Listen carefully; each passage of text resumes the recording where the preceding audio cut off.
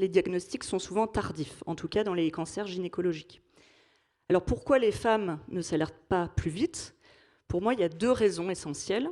La première, c'est que la femme ne met jamais sa santé au cœur de ses priorités.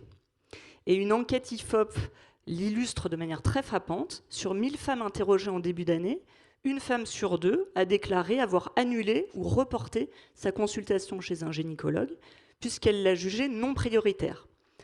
Alors, ces chiffres font un peu froid dans le dos quand on sait que le diagnostic précoce va être clé pour les chances de guérison quand on a un cancer. La deuxième chose, c'est effectivement que le problème, quand on leur pose la question, mais alors pourquoi vous renoncez à votre consultation gynécologique?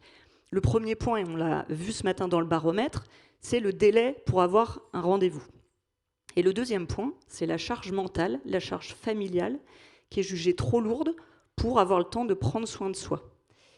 Et finalement, le problème, il n'est pas que structurel, il est, je pense, comportemental, sociétal, puisque consciemment ou inconsciemment, depuis l'enfance, la petite fille est un peu conditionnée à s'occuper des autres.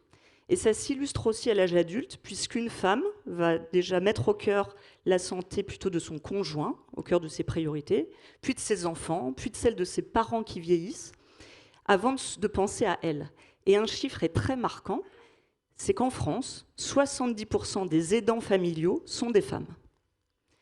Et la deuxième raison pour moi qui est importante, pourquoi les femmes ne s'alertent pas plus vite en tout cas, c'est que les cancers gynécologiques font face à des tabous. Parce qu'au-delà du cancer, ce sont des maladies qui vont toucher à l'estime de soi, qui vont toucher à l'intime. Et GSK a interrogé 800 patientes atteintes de cancer gynécologique, et une femme sur 4 déclare souffrir d'un mal-être profond lié à l'image qu'elle a de son propre corps pendant et après la maladie. Et là, elle ne parle pas du tout de souffrance physique, elle parle vraiment de souffrance psychologique qui ébranle l'intimité, l'image de soi, la féminité, la sexualité. Et ce qui est assez marquant, c'est quand on parle avec les associations de patientes, elles nous mentionnent même que les patientes parlent de honte. Elles emploient le mot honte pour parler d'un cancer gynécologique, et certaines d'entre elles vont même préférer dire à leur entourage qu'elles souffrent d'un cancer du côlon, puisque c'est une maladie mixte qui touche autant les hommes que les femmes, pour éviter d'être jugées et stigmatisées avec une maladie qui touche à l'intime.